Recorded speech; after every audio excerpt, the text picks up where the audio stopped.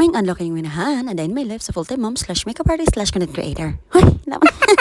It's another day, another video na po tamin ha. Kay today is Saturday, January 24. Alas 3 sa hapon. Ay mo kibong o nganong nakapurma ta karon. Outfit check sa BO sa tamang lakaw. Kay karon adlaw ang birthday sa akong igagaw nga ika-18th birthday niya. So nahibong mo din ang dako kay na akong bag. Syempre tibok bay akong gibit-bit na sa alas 4 ani, medyo late na mi. Kay daghan pa ko yung mga gipang andam. Kay baw pa lang mo no, alas 11 pa lang ko sa buntag ani nag-andam. Kay tungod na ko yung mga anak nga giatiman. Nag-andam pa sa mga gamit og nag-amdam puto sa tong kagalingon. Unya ang venue ning akong igagaw kay diri sa may VSU Convention Hall sa may lower part tapad aning oval. So pag abot mo diri medyo brown out man gid siya mo na nanggawas mig balo. Ara pa may magdugay gipasulod ra pud mi nila kay nisiga na daw kuno. So pag sulod mo din hindot kay ang mga view ug ang mga decorations labin ang cake. Oh, sakto kay nga nag-una mi din hiya kay para maka-video pa ko ani ilang mga decorations din hi. Plus nasad sila dessert buffet din sa kilid. So kay wala pa man kay tao ug wala pa mga reang celebrant so mo na nagpicture nag video sa ko din hiya. Tapos gipanodan na ako din hi ang mga stroller nga among gipang bitbit kay in case og katugon ning duha ay natay kabot ngan gyud dili manghaw itong bukton sige kugos. Mo nang nagkamungingin yung inahan kay duha ni kabuk akong gibit-bit ni stroller. Dipisto mi din ni Asaliagas family nga table. Gura no pamiling itong mga gamit diri mi nagpicture sa lingkuranan sa debutan. May na lang ma-feel na lang pud namo kadiyot. Hoy,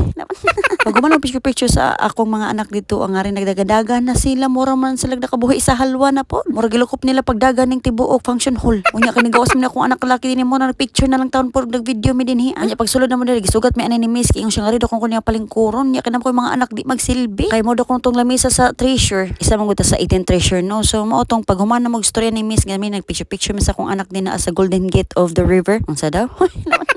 So napa-video mi din ni ani Mami May sa backdrop ning debutant no kay arang ka nice kaayo with butterflies and everything.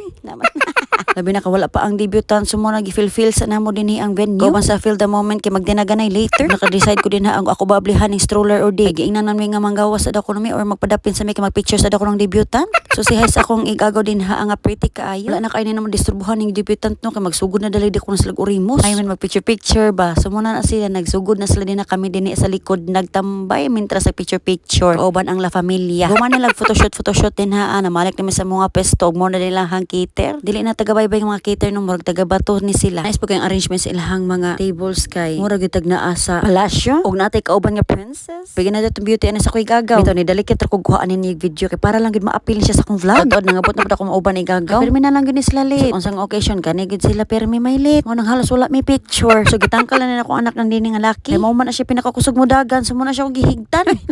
Bitaw stroller wala na ako siya higtin no. Para lang gid dili na siya mo dagan. Nya nagpictorial na pud niya ang parents with the debutant. Dili na pwede kay lami irabas lag outfit. Ito pa parents ra bagid tabas mag-birthday na tong anak. Kuma na picture dito so nga rin na magipalingkod sa amo ang table sa presidential. Sakto ra pud kay murag nangusog na kong bagta. Ug sakto ra pud mi nga ami diri sa presidential gibuta kay para makakaon na pud ni mga bata taud-taud. Kay as I said, tupa ko ni mga otok sa mga bata ug wa na sila kaon.